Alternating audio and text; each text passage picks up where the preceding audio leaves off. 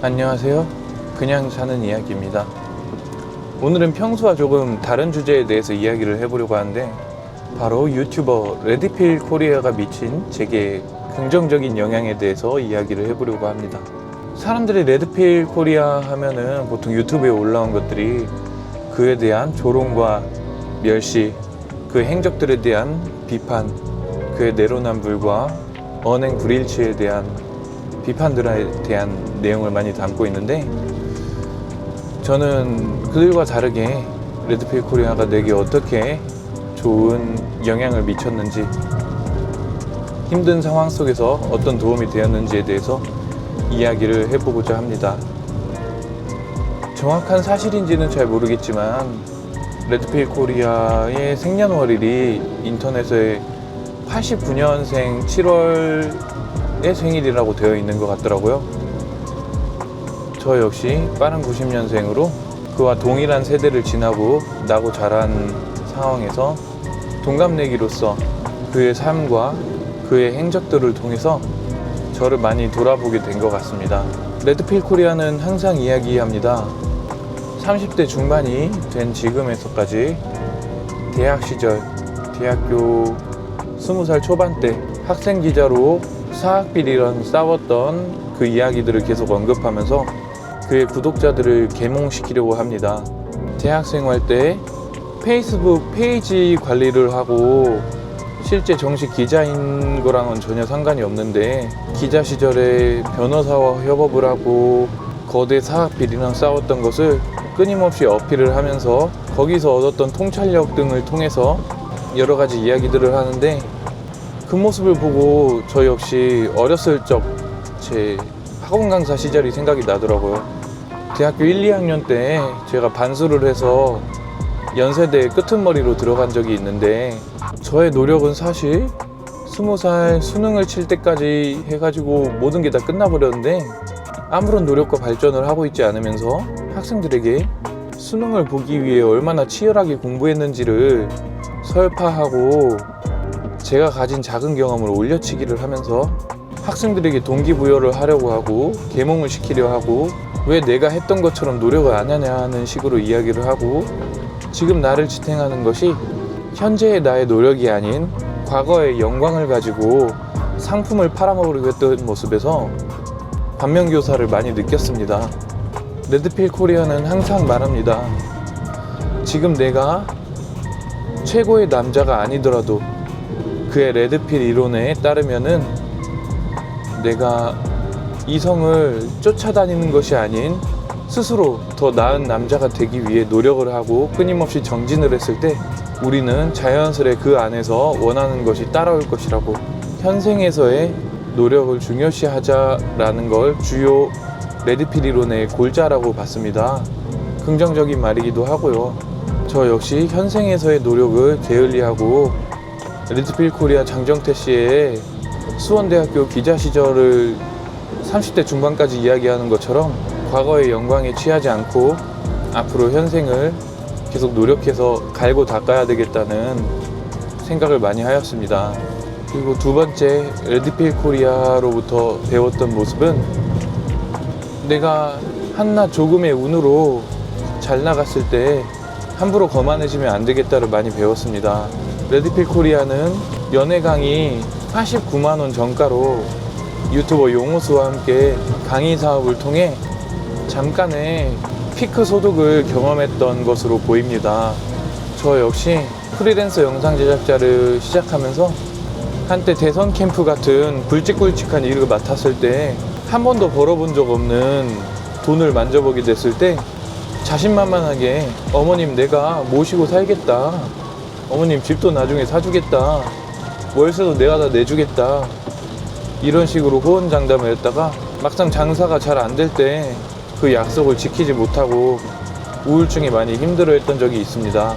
그 역시 구독자가 그를 방구석에서 말만 하는 사람이라고 비판을 했을 때, 강의 사업으로 조금 돈을 벌었을 시절에 올 여름에 다 뒤졌어, 포르쉐 타고 돌아다닐 거야 라고 말을 하면서 백사장에 가서 어떤 정확한 워딩은 기억이 안 나는데 수음행위를 한다고 했었나? 그리고 수입이 잠깐 피크가 터졌을 때 더 잘 될 수 있는 가치가 아닌 롤렉스 같은 사치품에 투자를 하고, 물론 저는 그 정도까지 하지는 않았지만 수입이 유지되었을 때 함부로 거만한 마음을 먹지 않아야겠다는 큰 가르침을 받았습니다. 정말 보고 느낀 게 많아서 레드필 코리아에게 감사합니다. 그리고 또 크게 배운 점이 있습니다. 내가 무언가 잘못을 하거나 문제 상황을 마주했을 때 두더지처럼 회피하는 것이 아닌 정면으로 맞서 싸우고 선택하고 책임지는 것에 대해서 배웠습니다.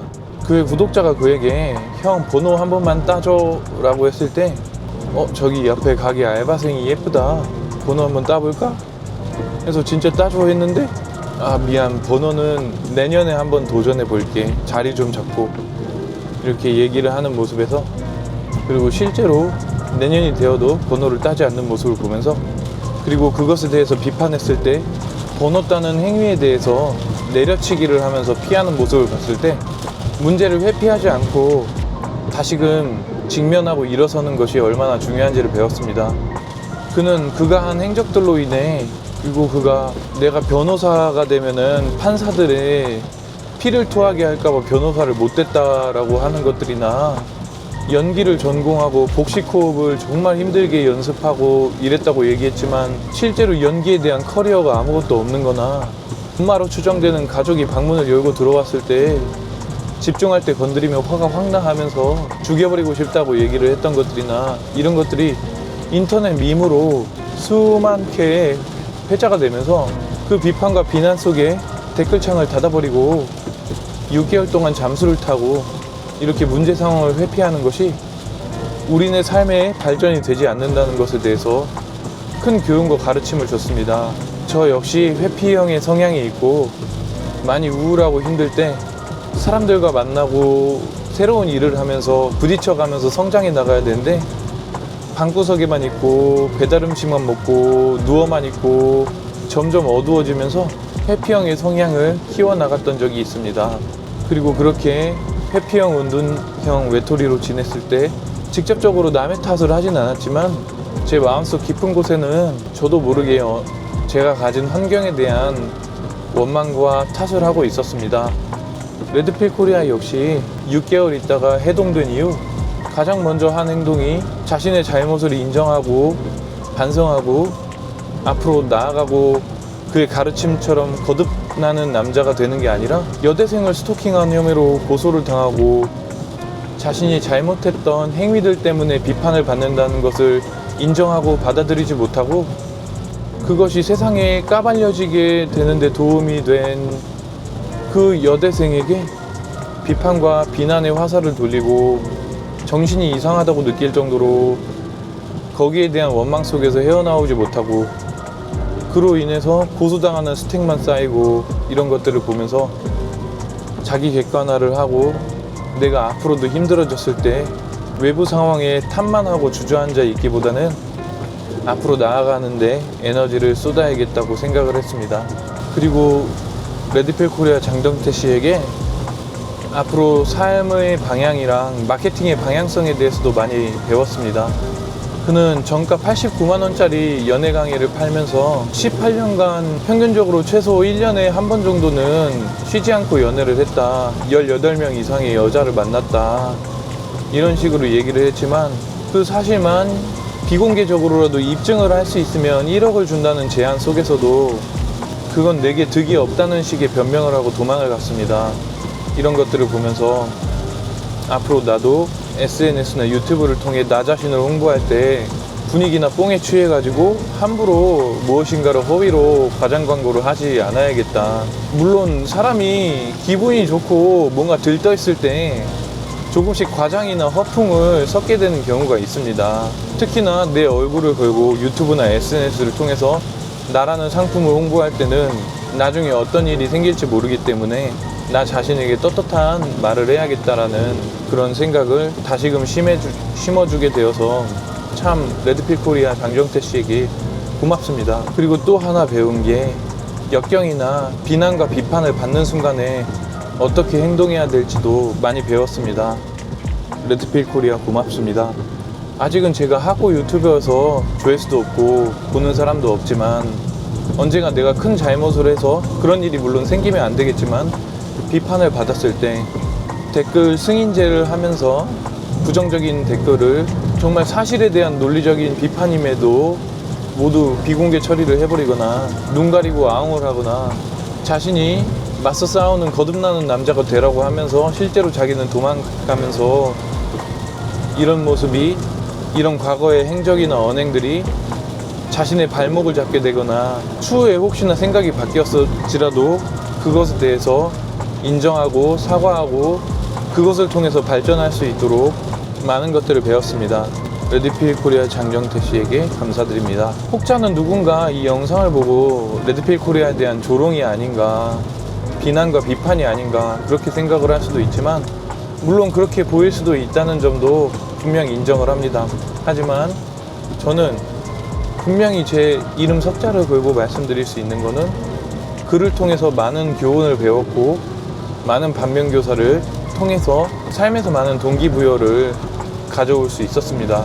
저 역시 혼자 일하고 혼자 생각하고 혼자 고민하는 날이 많다 보니까 방구석에서 유튜브만 하는 것처럼 생각이 편협해지고 메타인지가 떨어질 수 있을 때, 나 혼자만의 생각에 갇혀 있을 때 어떻게 사고가 저렇게 변질될 수 있을지에 대해서 많이 배웠기 때문입니다.